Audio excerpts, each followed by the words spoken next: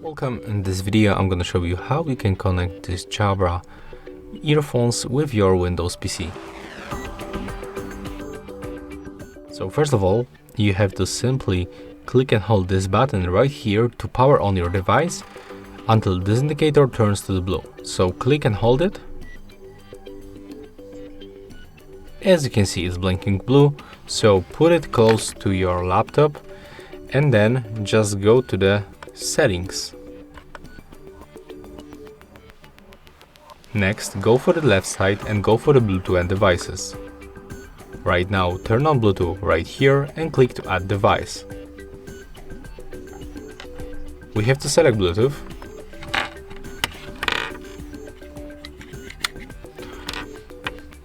And as you can see, the Jabra Evolve appears at the bottom of the list. So select them by tapping with your mouse, and as you can see, right now we are successfully connected.